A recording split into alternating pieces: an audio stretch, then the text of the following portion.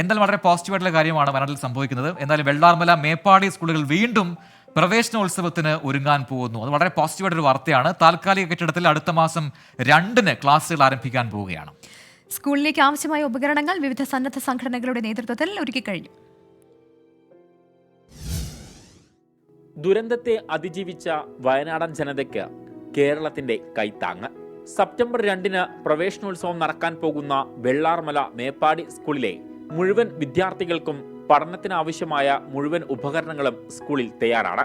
ഇനി മിടുക്കരായ വിദ്യാർത്ഥികൾ സ്കൂളിലേക്ക് എത്തിയാൽ മതി. വിദ്യാർത്ഥികൾക്ക് ആവശ്യമായ ബാഗ്, ബുക്ക്, കുട, ചോറ്റുപാത്രം, അനുബന്ധ ഉപകരണങ്ങളെല്ലാം ഇതിനോടകം സ്കൂളിൽ എത്തിക്കഴിഞ്ഞു. മാവേലിക്കരയിൽ നിന്നുള്ള മോട്ടോർ വാഹന വകുപ്പ് ഉദ്യോഗസ്ഥരാണ് വിദ്യാവാഹനം @KL31 എന്ന പേരിൽ പഠനോപകരണങ്ങൾ എത്തിച്ചത്. നമ്മുടെ കണ്ണ് നിറഞ്ഞു പോകുന്ന കാഴ്ചകളായിരുന്നു പലയിടത്തും നമുക്ക് കാണാൻ കഴിഞ്ഞത്. അതായത് ചില കുട്ടികൾ ഒരു റബ്ബർ മാത്രമായിട്ട്, ചിലരൊരു കട്ടർ, ഒരു പേന, പെൻസിൽ മാത്രമായിട്ടൊക്കെയാണ് ചില കുട്ടികൾ വന്നത്. ഇതിനകത്ത് തന്നെ ഒരു കുഞ്ഞ് സ്വന്തം ബാഗ് കഴുകി വൃത്തിയാക്കി ഞങ്ങൾക്ക് തന്നു വിട്ടിട്ടുണ്ട്. അവനിപ്പോൾ സ്കൂളിൽ വേറെ ഒരു കവറിലാണ് ബുക്കോട്ട് പോകുന്നത്. അപ്പോൾ അത്രയ്ക്ക് കുഞ്ഞുങ്ങളിൽ നന്മകളുണ്ടെന്ന് നമുക്ക് തിരിച്ചറിയാൻ ഈ ഒരു അവസരം ഇടയാക്കിയത് മോട്ടോർ വാഹന വകുപ്പിന് ഏറെ ചാരിതാർത്ഥ്യം തോന്നുകയാണ് ഈ അവസരത്തിൽ.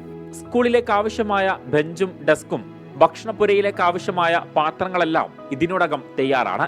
ഈ മേഖലയിൽ നിന്ന് വരുന്ന വിദ്യാർത്ഥികൾക്ക് ബസ്സുകളിൽ യാത്ര സൗജന്യമായിരിക്കുമെന്ന് പ്രൈവറ്റ് ബസ് ഓപ്പറേറ്റേഴ്സ് അസോസിയേഷൻ അറിയിച്ചു. ഈ വയനാട് ജില്ലയിലെ ഏത് മൂലയിലുണ്ടെങ്കിലും അവർ താമസിക്കുന്നുണ്ട്. അവിടുന്ന് അവർക്ക് ഏത് സ്കൂളിലാണ് പോകേണ്ടതെന്ന് വെച്ചാൽ ആ സ്കൂളിൽ എത്താനുള്ള യാത്രാ സൗകര്യം സൗജന്യമായിരിക്കും. ചൂരൽമല, മുണ്ടക്കൈ ഉൾപ്പെടെയുള്ള മേഖലകളിൽ നിന്ന് വിദ്യാർത്ഥികൾക്ക് സ്കൂളിലേക്ക് എത്താൻ സൗജന്യമായി 3 KSRTC ബസ്സുകളും തയ്യാറാക്കിയിട്ടുണ്ട്. 24 വയനാട്.